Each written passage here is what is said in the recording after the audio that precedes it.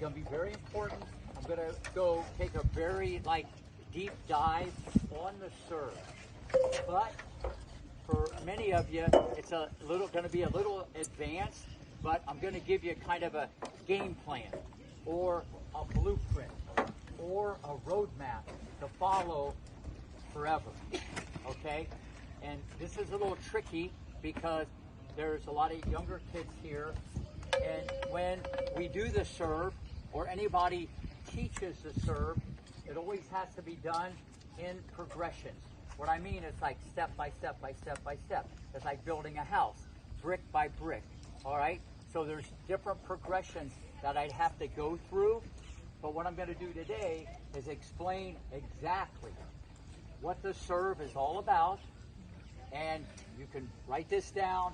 You can hopefully record this because this is like gold, okay? This is gold. That's England. They can wait. Okay, this is gold, what I'm going to tell you about the serve. Now, I've been fortunate. Everybody pay attention. I've been fortunate to have some of the best athletes who've ever picked up a tennis racket.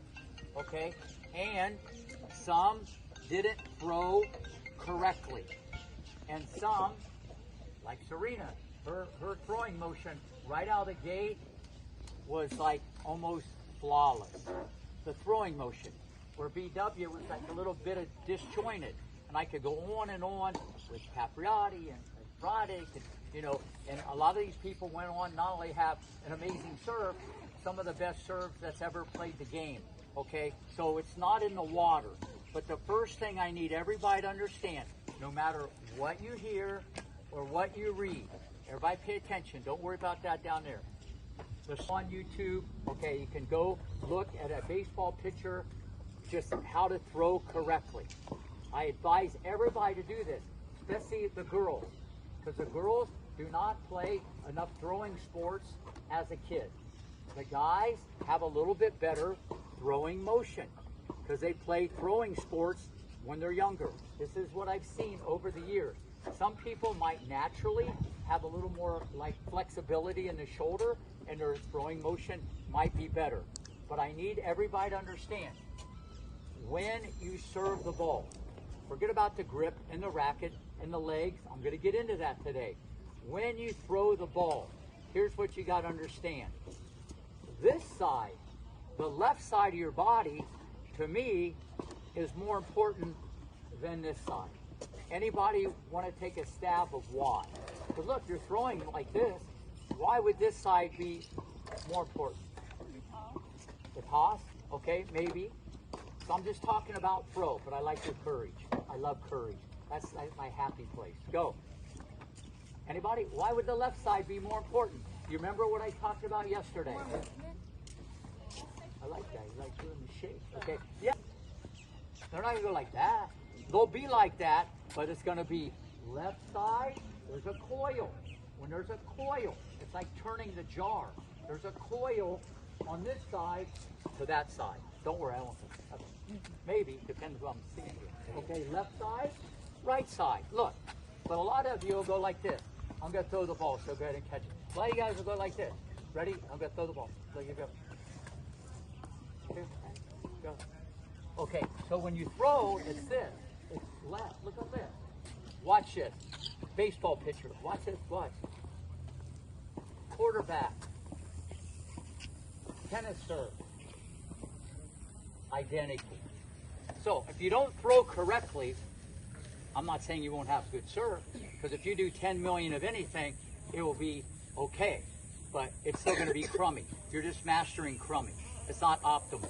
Okay, so it's the left side of your body. There has to be a coil and then a recoil. And this is like that way. Go that way, because I don't want that.